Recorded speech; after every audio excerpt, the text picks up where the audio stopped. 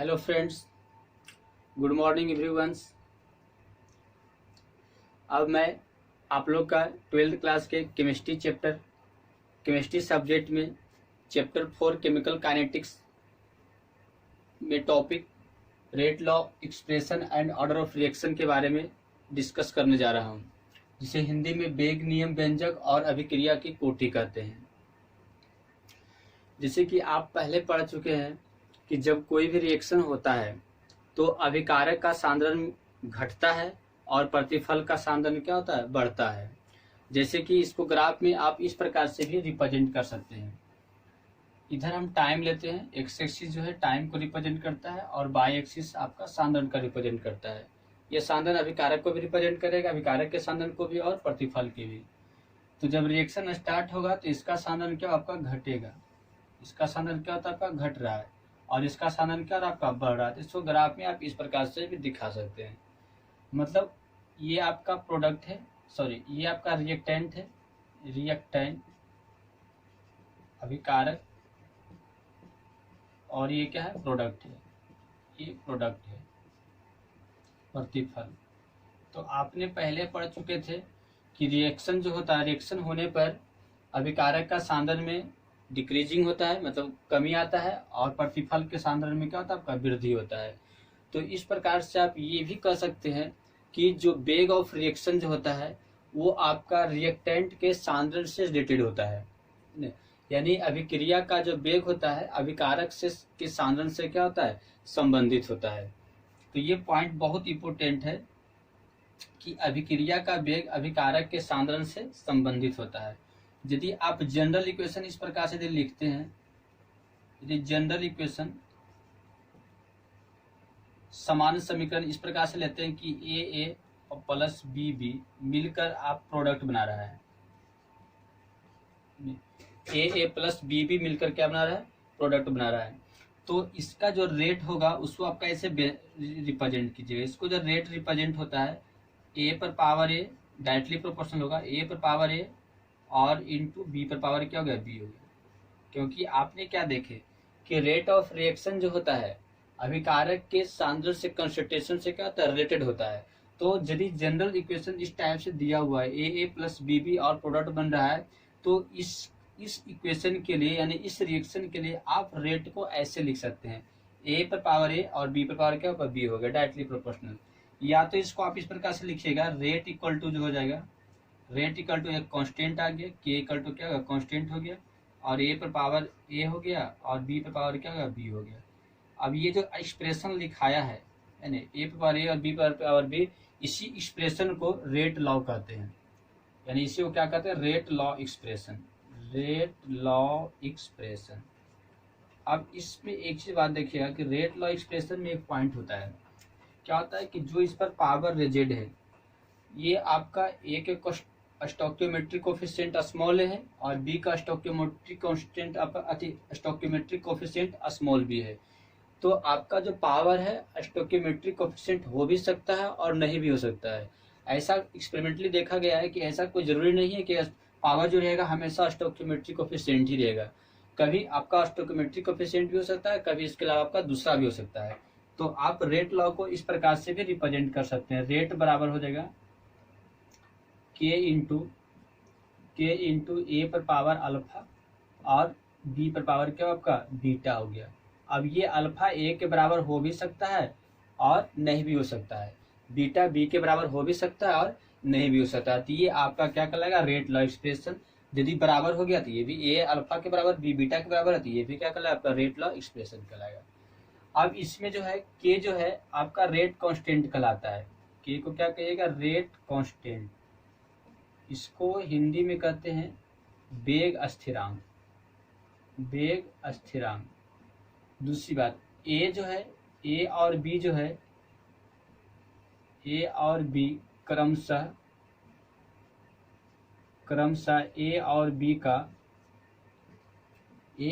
का molar concentration है, molar concentration, जिसको हिंदी में क्या बोलते हैं, मोलर सांद्रण, मोलर सांद्रण है। और अल्फा और बीटा जो क्या है आपका पावर है, है ना। ये जो पावर आपका स्टोइकियोमेट्रिक कोएफिशिएंट हो भी सकता है और स्टोइकियोमेट्रिक कोएफिशिएंट नहीं भी हो सकता है। तो अब रेट लॉ एक्सप्रेशन यानी रेट लॉ का डिफिनेशन क्या हो जाएगा। अब यदि पूछा जाए रेट लॉ का क्या होगा फॉर्मूला अथी परिभाषा, तो क्या लिखिएगा, जिसको बेग नियम कहते हैं हिंदी में, बेग नियम। इसका परिभाषा कैसे लिखिएगा, पहले देख रहे हैं रेट लॉ में, रेट में आप क्या क्या देख रहे हैं कि मोलर सांद्रण है किसका, अभिकारक का, और अभिकारक पर क्या है, सांद्रण पर क्या है, पावर है ना। तो आप कह सकते हैं कि रेट लॉ एक प्रकार का व्यंजक होता है जिसमें अभिकारक के यानी प्रत्येक अभिकारक के मोलर सांद्रण पर कुछ पावर के साथ व्यक्त किया जाता है, रेट लॉ कहलाता है। फिर से सुनिए, रेट लॉ एक प्रकार का एक्सप्रेशन है, व्यंजक है जिसमें प्रत्येक अभिकारक के मोलर सांद्रण पर कुछ पावर के साथ व्यक्त किया जाता है, रेट लॉ बेग नियम कहलाता है।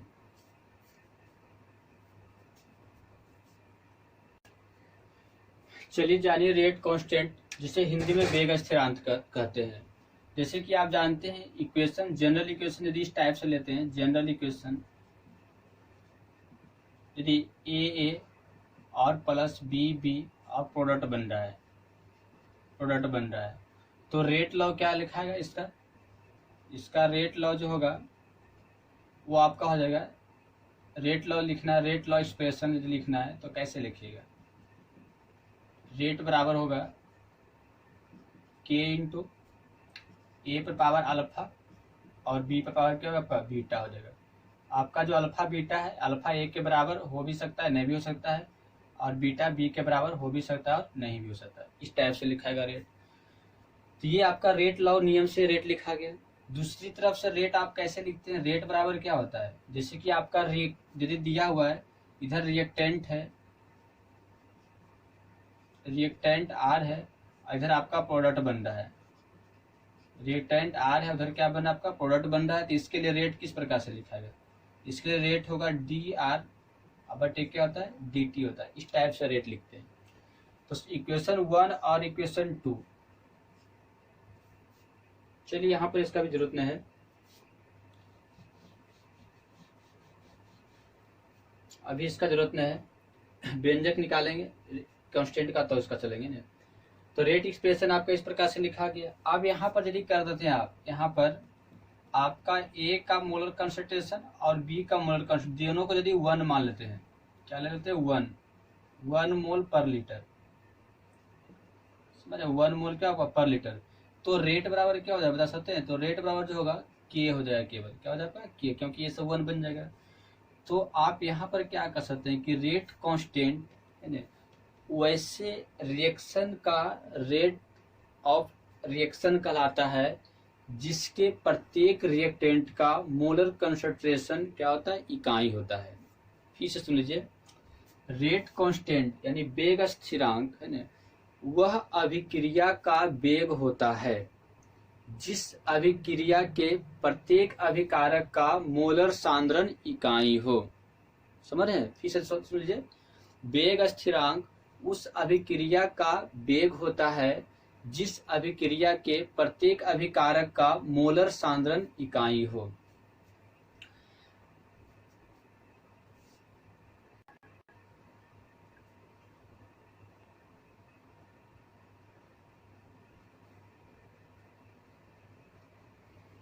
कैरेक्टरिस्टिक ऑफ रेट कांस्टेंट, वेग स्थिरांक के अभिलक्षण।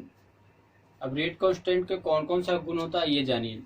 पहला जो है आपका, यह अभिक्रिया के वेग का मापक होता है, यानी कोई भी रिएक्शन दिया हुआ वह इसके वेग को क्या कहते हैं, मेजर करता है।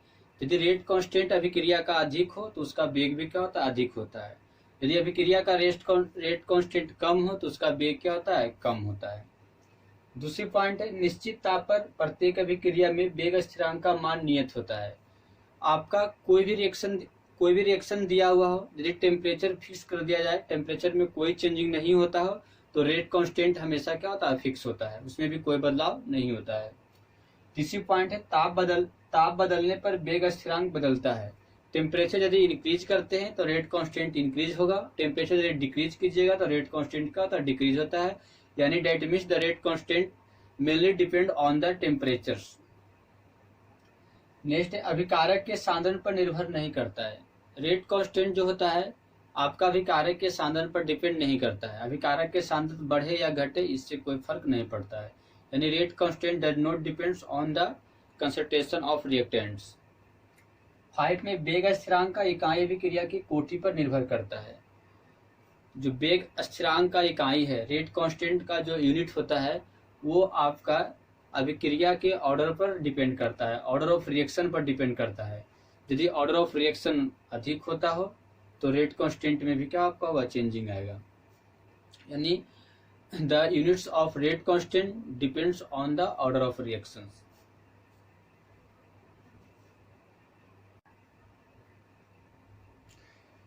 चलिए जानिए ऑर्डर ऑफ रिएक्शन अभिक्रिया की कोटि क्या होता है।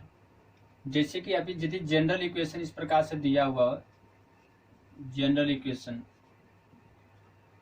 ए प्लस बी और ये प्रोडक्ट बन रहा हो, ए प्लस बी और प्रोडक्ट बन रहा हो, तो आपका रेट लॉ किस प्रकार से होगा। रेट लॉ से आप रेट क्या निकालिएगा, रेट जो निकलेगा वो होगा के इंटू ए पर पावर अल्फा और इंटू बी पर पावर क्या आपका बीटा होगा। अल्फा और बीटा ए और बी के बराबर हो भी सकता है और नहीं भी हो सकता है। इस तरह से हम रेट लिखते हैं। ये रेट लॉ के आधार पर लिखा आता है। अब इसमें ए के मोलर कंसंट्रेशन पर पावर अल्फा है, बी के मोलर कंसंट्रेशन पर पावर क्या बीटा है, तो टोटल पावर कितना हो जाएगा, टोटल पावर। तो टोटल पावर जो होगा उसको n बराबर लिखिएगा अल्फा प्लस क्या हो गया बीटा हो गया। और यही टोटल पावर को ही क्या कहते हैं, ऑर्डर ऑफ रिएक्शन कहा जाता है। ऑर्डर ऑफ क्या कहलाएगा, रिएक्शन। तो ऑर्डर ऑफ रिएक्शन को आप कैसे डिफाइन कर सकते हैं कि यदि आपका किसी भी रिएक्शन के रेट लॉ एक्सप्रेशन में, समझे, किसी भी अभिक्रिया के रेट लॉ एक्सप्रेशन में यानी वेग नियम व्यंजन में अभिकारक के सांद्रण पर जो कुल पावर का योग होता है उसे ऑर्डर ऑफ रिएक्शन कहते हैं। फिर समझ लीजिए, किसी भी अभिक्रिया के वेग नियम व्यंजन में अभिकारक के सांद्रण पर कुल पावर के योग को या कुल पावर के योगफल को वेग का कोटि कहा जाता है, अभिक्रिया का कोटि कहा जाता है, यानी ऑर्डर ऑफ रिएक्शन कहा जाता है। चलिए ठीक है, यदि आपका रिएक्शन इस टाइप से दिया जाएगा, सपोज दैट यहाँ पर order of reaction alpha plus beta हो गया। नेक्स्ट यदि एग्जाम्पल एक चलते हैं, सपोज दैट आपका रिएक्शन दिया हुआ इस टाइप से, आपका 2A है और प्लस हाफ B है और प्लस 3C दिया हुआ और ये प्रोडक्ट बन रहा है। तो यहाँ पर ऑर्डर ऑफ रिएक्शन क्या हो जाए बता सकते हैं, ऑर्डर ऑफ रिएक्शन क्या लिखिएगा, तो इसका ऑर्डर ऑफ रिएक्शन होगा 2 प्लस हाफ प्लस 3, तो 3 2 5, 5 में 10 तक 11 बटे का आपका 2 होगा, ये आएगा। तो आप यहाँ पर एक चीज कर सकते हैं, जो ऑर्डर ऑफ रिएक्शन होता है, ऑर्डर ऑफ जो रिएक्शन होता है वो आपका क्या क्या होगा, 0 भी होगा, 0 होगा, 1 होगा, 2 होगा, 3 होगा, 4 होगा, डॉट डॉट डॉट, है ना, ये सब भी होगा। और आपका क्या होगा, पर डिसिमल में भी होगा ना, ऑर्डर ऑफ रिएक्शन जो होगा आपका डिसिमल में भी रहेगा या फ्रैक्शन में भी रहेगा, लेकिन निगेटिव नहीं होता है ना, डिसिमल रहेगा, फ्रैक्शन रहेगा, लेकिन निगेटिव नहीं होगा। एक चीज याद रखिएगा। तो ऑर्डर ऑफ रिएक्शन 0 1 2 3 4 भी रहेगा, दशमलव में भी आएगा, जैसे कि इसको दशमलव भी कर सकते हैं, फ्रैक्शन में बटा फ्रैक्शन में रहेगा, लेकिन माइनस में कभी नहीं रहेगा ऑर्डर ऑफ रिएक्शन। तो कोई भी आपका रिएक्शन दिया हुआ रहेगा, उसका ऑर्डर पूछेगा तो सिंपल क्या है, उसके स्टोइकियोमेट्रिक कोएफिशिएंट को खाली क्या करना है, ऐड कर देना है। जैसे कि एक एग्जांपल और ले चलते हैं, सपोज दैट आपका रिएक्शन इस प्रकार से दिया हुआ है कि मान लेते हैं कि हाफ A है प्लस आपका 2B है, और इधर आपका बन रहा है 3C और प्लस आपका 3/2D बन रहा है। इसका ऑर्डर ऑफ रिएक्शन क्या होगा बता सकते हैं। अब ये रिएक्शन दिया, इसमें पूछेगा order of reaction, order of reaction, तो ऑर्डर ऑफ रिएक्शन इसका जो हो जाएगा वो क्या होगा, आपका होगा हाफ और प्लस 2 होगा, बराबर कितना होगा 5/2 हो जाए। ये आपका प्रोडक्ट का नहीं लिखाता है, जब भी लिखागा केवल आपका रिएक्टेंट का ही लिखाएगा, प्रोडक्ट का नहीं लिखाता है। ऐसा ना है कि इसको भी जोड़ देना है ना। तो हाफ और प्लस क्या हो गया 2, इसका स्टोइकियोमेट्रिक कोएफिशिएंट हाफ है, बी का 2 है, दोनों को जोड़िए 5 क्या हो जाए आपका 2 हो जाएगा। तो ये ऑर्डर ऑफ रिएक्शन हो जाएगा। तो ऑर्डर ऑफ रिएक्शन आप लोगों को निकालने के लिए आ जाएगा।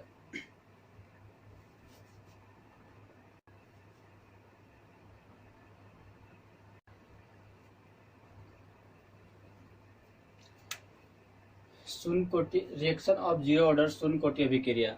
आप ये जानते हैं कि यदि आपका ऑर्डर जीरो है कोई भी रिएक्शन का, यदि ऑर्डर जीरो दिया है तो इसको जीरो ऑर्डर रिएक्शन कहते हैं, जीरो ऑर्डर। यदि आपका ऑर्डर 1 है तो आपका फर्स्ट ऑर्डर रिएक्शन कहा जाता है, फर्स्ट ऑर्डर रिएक्शन। यदि 2 है तो सेकेंड ऑर्डर रिएक्शन, यदि 3 है तो थर्ड ऑर्डर रिएक्शन कहलाएगा, थर्ड ऑर्डर रिएक्शन। सब में रिएक्शन लगा दिए है ना। तो zero order reaction, first order reaction, second order reaction और थर्ड ऑर्डर रिएक्शन। तो जीरो ऑर्डर रिएक्शन में कौन कौन सा रिएक्शन आता है इसका एग्जांपल देखिए। जैसे पहला है आपका decomposition of ammonia on the platinum. Ammonia का प्लेटिनम पर डिकम्पोजिशन कराना है, विघटन कराना है, तो ये आपका N2+3H2 देता है। तो ये जो रिएक्शन है ये आपका रिएक्टेंट का कंसंट्रेशन पर डिपेंड नहीं करता, रेट ऑफ रिएक्शन जो इसका होगा रिएक्टेंट के कंसंट्रेशन पर डिपेंड नहीं करेगा। ये जीरो ऑर्डर रिएक्शन में आता है, यानी K NH3 पर पावर 0 होगी, यानी केवल K रहेगा। उसी प्रकार से हाइड्रोजन आयोडाइड है जिसको गोल्ड पर डिकम्पोज किया जाता है। तो ये भी आपका इसका भी जो इस भी अभिक्रिया का जो रेट होगा वो भी आपका रिएक्टेंट के कंसंट्रेशन पर डिपेंड नहीं करता है। तो ये भी किस में आपका जीरो ऑर्डर रिएक्शन में आता है। फर्स्ट और रिएक्शन ऑफ फर्स्ट ऑर्डर प्रथम कोटि अभिक्रिया, इसमें कौन कौन सा आता है। पहला जो है डिकम्पोजिशन ऑफ अमोनियम नाइट्रेट, इसको अमोनियम नाइट्रेट पढ़ते हैं। तो अमोनियम नाइट्रेट को जब डिकम्पोज कीजिएगा तो नाइट्रोजन मिलेगा और आपका जल मिलता है। तो ये आपका फर्स्ट ऑर्डर में आता है। देखिए इसका स्टोइकियोमेट्रिक कोएफिशिएंट भी 1 है, तो फर्स्ट ऑर्डर में आएगा। दूसरा है डिकम्पोजिशन ऑफ हाइड्रोजन पेरोक्साइड, ये डिकम्पोज करेगा तो हाइड्रोजन देगा और ऑक्सीजन देगा। इसमें भी आपका स्टोइकियोमेट्रिक कोएफिशिएंट 1 है, तो ये भी किस में आ रहा है आपका फर्स्ट ऑर्डर में आ रहा है।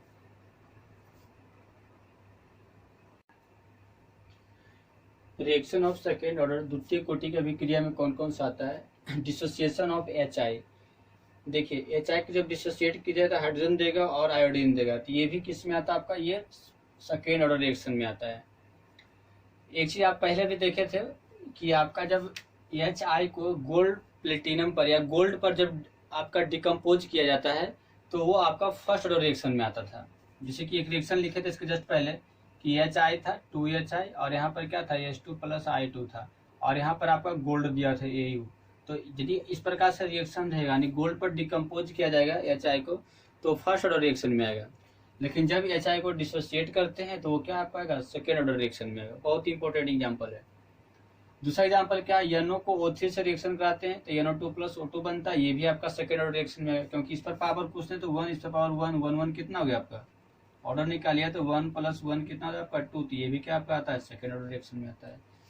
तो आपका बोर्ड के एग्जाम में ज्यादा करके फर्स्ट ऑर्डर या सेकेंड ऑर्डर है ना, या तो जीरो ऑर्डर, तीन में से कोई एक ऑब्जेक्टिव में आपका एग्जाम्पल पूछता है।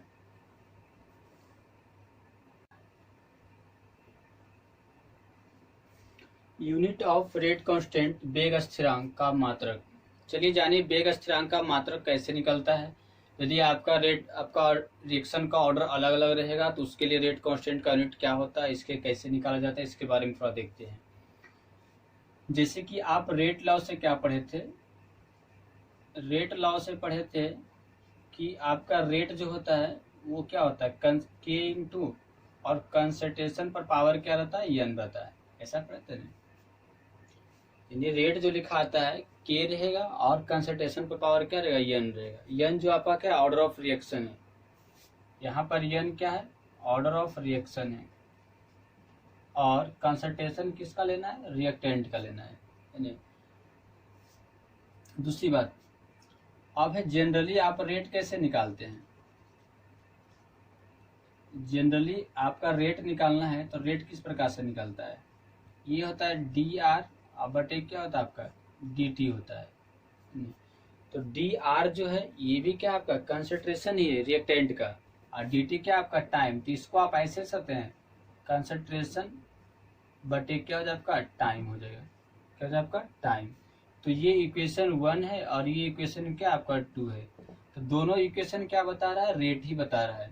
तो फ्रॉम इक्वेशन 1 और 2 क्या हो जाएगा, समीकरण 1 और 2 से क्या लिख सकते हैं 1 एंड 2, दोनों समीकरण से देखिएगा तो आप यहाँ पर सकते के इंटू कंसंट्रेशन पर पावर n इक्वल टू क्या हो जाएगा कंसंट्रेशन और बटे क्या हो जाएगा आपका टाइम हो जाएगा, इस तरह से लिखाएगा।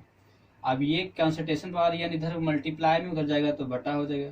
तो k बराबर हो गया कंसंट्रेशन बटे कंसंट्रेशन पर पावर n और इंटू क्या होगा आपका टाइम हो गया। इस कंसंट्रेशन पर पावर कुछ नहीं तो 1 है, ये नीचे आएगा तो -1 हो जाएगा, नीचे का क्या -1, या तो इसको ऊपर जाए तो -n हो जाएगा।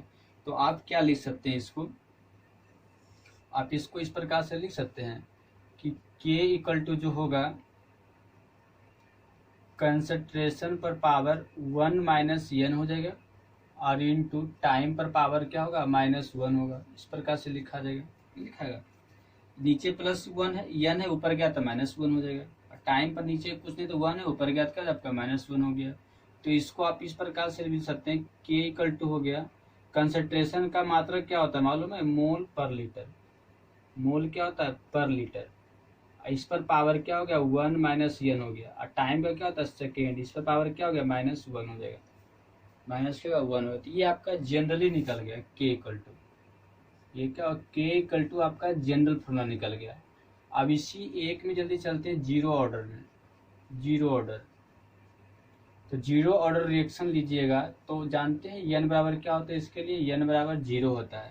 तो n बराबर 0 होता है तो k बराबर क्या होगा आपका मोल पर लीटर पर पावर 1 - 0 और s पर पावर माइनस का 1, तो इस पर कुछ नहीं तो 1 हो गया ना।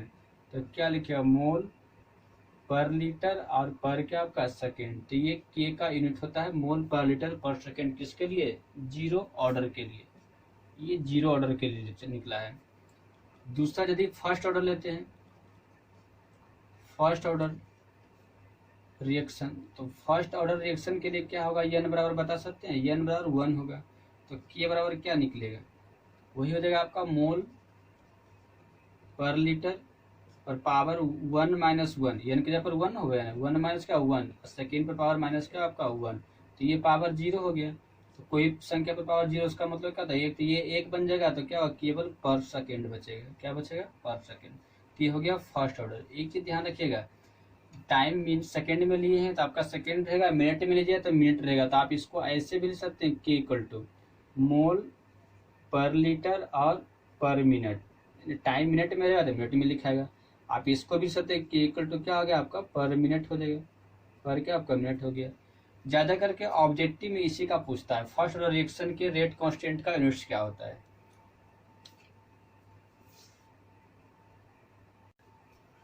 चलिए सेकेंड ऑर्डर रिएक्शन लिख चलते हैं, तो क्या होगा second order reaction, order reaction 3 number में। तो इसके लिए n बराबर क्या होगा 2 हो जाएगा। तो k इक्वल टू क्या होता है मोल, मोल हो गया पर लीटर पर पावर क्या हो जाएगा, पर लीटर पर पावर हो गया 1 माइनस क्या होगा 2 हो जाएगा, और सेकेंड पर पावर फिर माइनस क्या लिखाएगा 1 लिखाएगा। तो इम्प्लाई हो जाएगा k इक्वल टू, इसको क्या सकते हैं मोल पर लीटर पर पावर -1 हो गया और इंटू सेकेंड पर पावर माइनस क्या हो जाएगा 1 हो जाए। तो इसको लिख सकते थे कि -1 इस पर आएगा तो माइनस में पावर हो जाएगा, और इस पर माइनस माइनस का प्लस हो गया और सेकेंड पर पावर माइनस का 1 हो गया। तो पर मोल लीटर और पर सेकेंड, तो ये हो जाएगा आपका ऑर्डर ऑफ रिएक्शन किसके लिए सेकेंड ऑर्डर के लिए। इसी को टाइम मिनट में लीजिएगा तो इस प्रकार से भी लिखाएगा पर मोल लीटर और पर मिनट लिखाएगा। चलिए ठीक है। तो अब कोई भी ऑर्डर का रिएक्शन दिया रहेगा उसके रेट कांस्टेंट का यूनिट कहेगा निकालने के लिए, तो इस फार्मूला को याद रखिएगा, इस पर आपका n का वैल्यू पुट कीजिएगा डायरेक्टली आपका निकल जाएगा।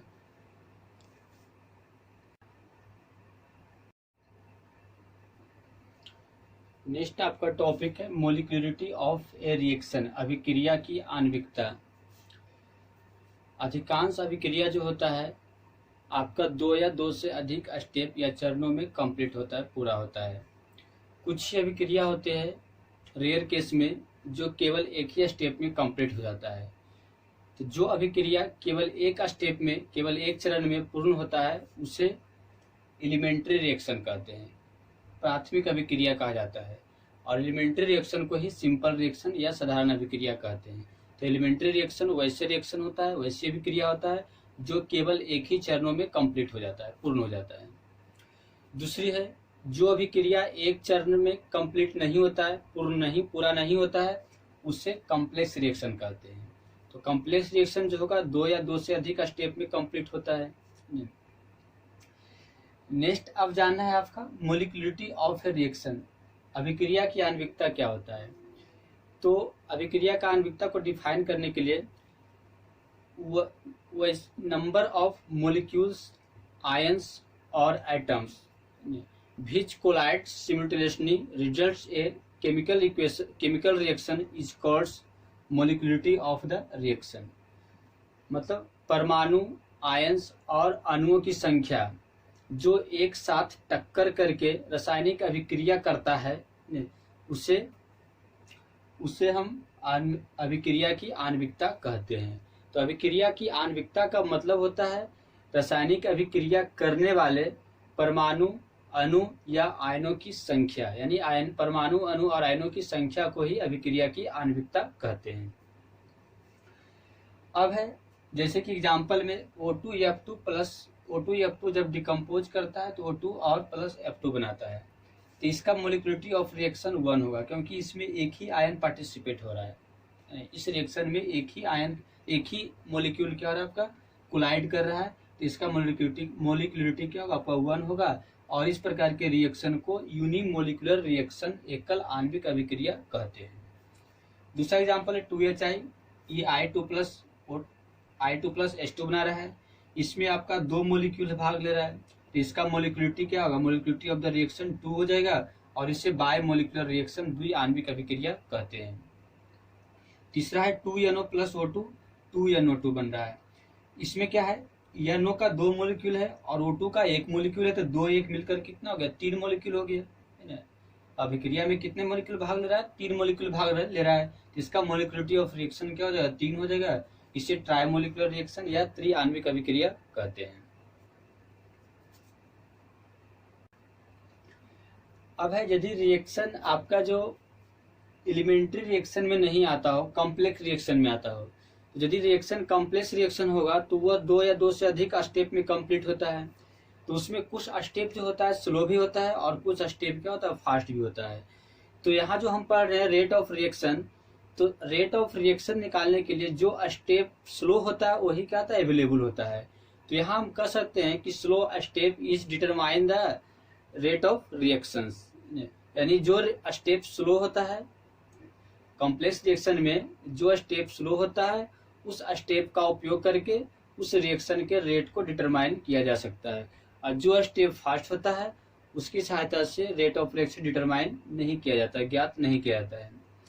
तो यदि कॉम्प्लेक्स रिएक्शन दिया हो तो रेट ऑफ रिएक्शन निकालने के लिए हम 1 या 2 स्टेप का उपयोग करते हैं, और वो स्टेप सिलेक्ट करते हैं जो स्टेप क्या होता है, स्लो होता है।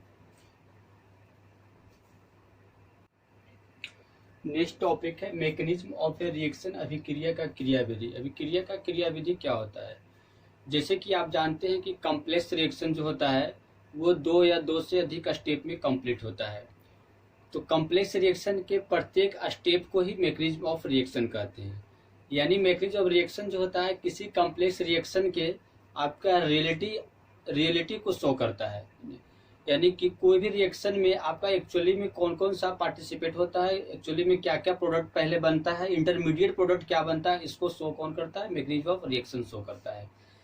जैसे कि आप चलते हैं एग्जांपल में चलते हैं कि थर्मल डिकम्पोजिशन ऑफ N2O5 का उसमें विघटन जब कराते हैं तो आपका फाइनली क्या रिजल्ट मिलता है, 4NO2 प्लस O2 मिलता है।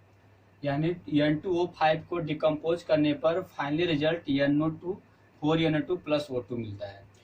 तो यहाँ पर इस प्रकार से मिलता है। अब इस रिएक्शन का आप रेट किस प्रकार से लिखाया, तो इस रिएक्शन का रेट होता है Kn2N2O5 पर पावर 1 होता है। यानी यहाँ पर ये रेट लिखाया है कौन सा, आपका फर्स्ट ऑर्डर रिएक्शन कर सकते हैं। ये रेट का आधार पर क्या फर्स्ट ऑर्डर रिएक्शन। एक चीज यहाँ पर देख रहे हैं कि इसमें जो इस रिएक्शन में जो पार्टिसिपेट मॉलिक्यूल कर रहा है उसकी संख्या 2 है ना, तो इसकी मोलिकुलरिटी क्या होनी चाहिए, 2 होनी चाहिए। अब इसकी मोलिकुलरिटी जब 2 होगा तो ये फर्स्ट ऑर्डर रिएक्शन ना होकर क्या होगा, आपका सेकेंड ऑर्डर रिएक्शन होना चाहिए, लेकिन यहाँ पर ये क्या हो रहा है, आपका फर्स्ट ऑर्डर रिएक्शन हो रहा है। ऐसा क्यों हो रहा है, तो इसके मैकेनिज्म से पता चलेगा। ये सेकेंड ऑर्डर स्टोइकियोमेट्रिक कोएफिशिएंट इसका 2 है, तो सेकेंड ऑर्डर रिएक्शन ना होकर फर्स्ट ऑर्डर रिएक्शन क्यों हो रहा है, तो ये इसके मैकेनिज्म से पता चलेगा। तो इसके मैकेनिज्म में जब देखा जाता है तो ये रिएक्शन एक स्टेप में कंप्लीट ना होकर 2 स्टेप में क्या होता है, कंप्लीट होता है। तो 2 स्टेप में कंप्लीट हो रहा है तो ये रिएक्शन कॉम्प्लेक्स रिएक्शन भी कहलाएगा। अब 2 स्टेप में फर्स्ट स्टेप क्या होता है, N2O5 पहले NO2 और NO3 में क्या करेगा, आपका डिकम्पोज करता है, और ये जो स्टेप होता है स्लो स्टेप होता है। दूसरा स्टेप क्या होता है, N2O5 अब ये NO3 से नेक्स्ट रिएक्ट करके NO2 और O2 बनाता है। ये जो स्टेप है आपका फास्ट स्टेप है। तो स्लो स्टेप में आपका मोलिकुलरिटी देखा जाए तो 1 होगा, मोलिकुलरिटी क्या आपका स्लो स्टेप में 1 होगा, और फास्ट स्टेप में मोलिकुलरिटी देखा जाए तो क्या आपका फास्ट स्टेप के लिए मोलिकुलरिटी 2 हो जाएगा। लेकिन आप ये जानते हैं कि जो स्लो स्टेप होता है वो रेट डिटरमाइनिंग स्टेप होता है। Slow step is rate determining step, determining step. तो जो स्लो स्टेप होता है उसी से हमें क्या होता है, रिएक्शन का रेट पता चलता है। इसलिए हम सेकेंड स्टेप को ना लेकर हम कौन सा स्टेप लेंगे, फर्स्ट स्टेप लेते हैं। यानी इस रिएक्शन का रेट निकालने के लिए सेकेंड स्टेप का यूज ना करके किस स्टेप का यूज करते हैं, फर्स्ट स्टेप का यूज करते हैं। तो जब फर्स्ट स्टेप का यूज कीजिएगा तो रेट क्या होगा, आपका रेट जो हो जाएगा N2O5 और पर पावर क्या होगा, आपका 1 होगा, क्योंकि इसमें मॉलिक्यूल की संख्या क्या है 1 है, तो K इंटू N2O5 पर पावर क्या होगा 1 हो गया। तो इस प्रकार से किसी भी रिएक्शन के मैकेनिज्म से उस रिएक्शन का आपका रियलिटी या उस रिएक्शन का इंटरमीडिएट पता चलता है। अब जानिए ऑर्डर ऑफ रिएक्शन और मोलिकुलरिटी ऑफ रिएक्शन के बीच में क्या अंतर है। Difference between order of reaction and molecularity of reaction. अभिक्रिया की कोटि और अभिक्रिया की आणविकता दोनों में क्या अंतर होता है। अभिक्रिया की कोटि का कंसेप्ट आप क्या जानते थे कि यदि कोई रिएक्शन दिया हुआ है और उसका यदि एक्सप्रेशन उसको यदि रेट लॉ में एक्सप्रेस किया जाता है, रेट लॉ के समीकरण में के रूप में लिखा जाता है, तो कंसंट्रेशन पर जो पावर होता है उसके योगफल को हम ऑर्डर ऑफ रिएक्शन कहते हैं। दूसरा आपका आणविकता की, अभिक्रिया की आणविकता के बारे में आप क्या जानते हैं कि यदि अभिक्रिया की आणविकता का मतलब क्या होता है, अणु परमाणु या आयनों की संख्या जिसके टक्कर होने से अभिक्रिया होती है उसे अभिक्रिया की आणविकता कहते हैं। तो पहले दोनों का डिफरेंशिएशन समझ गए, तो अब आइए इसका डिफरेंस क्या होता है, अंतर क्या होता है। पहला पॉइंट है इसके लिए अभिक्रिया की कोटि के कि वेग अभिक्रिया समीकरण में मोलर सांद्रण के घात का योग होता है, मतलब ये डिफिनेशन से पॉइंट मिला है। वेग अभिक्रिया समीकरण में मोलर सांद्रण के घात का जो योग होता है उसे अभिक्रिया की कोटि कहते हैं। इसमें यह अणु या परमाणु या आयन की संख्या होता है जो एक साथ टक्कर करके अभिक्रिया कराता है। ये भी आपका परिभाषा से हो रहा है ना, मतलब अणु परमाणु या अणुओं की संख्या जो अभिक्रिया से जो टक्कर करके अभिक्रिया कराता है उस संख्या को हम आणविकता कहते हैं। पहला डिफरेंस। दूसरा होगा यह भिन्न तथा शून्य भी हो सकता है, यानी ऑर्डर ऑफ रिएक्शन जो है आपका 0 भी होगा और बटे में भी रहेगा, साथ साथ आपका होल नंबर में भी रहेगा, पूर्ण संख्या में भी रहेगा। लेकिन अभिक्रिया के आणविकता जो होता है हमेशा क्या होता है, पूर्ण संख्या में होता है, 1 2 3 4 के रूप में रहेगा। नेक्स्ट पॉइंट इसमें है यह केवल प्रायोगिक तौर पर निर्धारित किया जा सकता है। ऑर्डर ऑफ रिएक्शन जो होता है वो केवल एक्सपेरिमेंटली ही डिटरमाइन किया जा सकता है, क्योंकि आप जानते हैं कि यदि जो अभिक्रिया का जो ऑर्डर होता है वो आपका कोफिशिएंट स्टोइकियोमेट्रिक कोफिशिएंट पर डिपेंड नहीं करता है, तो इस प्रकार से ये केवल एक्सपेरिमेंटली ही डिटरमाइन कर सकते हैं। लेकिन आणविकता जो होता है ये एक्सपेरिमेंटली डिटरमाइन नहीं करते, इसको हम साधारणतः स्लो स्टेप के अणुओं की संख्या को जोड़कर निकालते हैं। यानी यदि कोई कॉम्प्लेक्स रिएक्शन दिया हुआ है तो वो 2 या 2 से अधिक स्टेप में यदि रिएक्शन कंप्लीट हो रहा है तो एक स्टेप सिलेक्ट करते हैं जो स्लो स्टेप होता है, और फिर उस स्लो स्टेप में कितने मोलिक्यूल भाग ले रहा है उसको ऐड करके मोलिकुलरिटी ऑफ रिएक्शन निकाला जाता है। नेक्स्ट आपका यह एलिमेंट्री के साथ साथ कॉम्प्लेक्स रिएक्शन के भी उपयोगी होता है यानी जो आपका ऑर्डर ऑफ रिएक्शन है it is applicable for the elementary reaction as well as complex reactions but molecularity of reactions only applicable for the elementary reaction.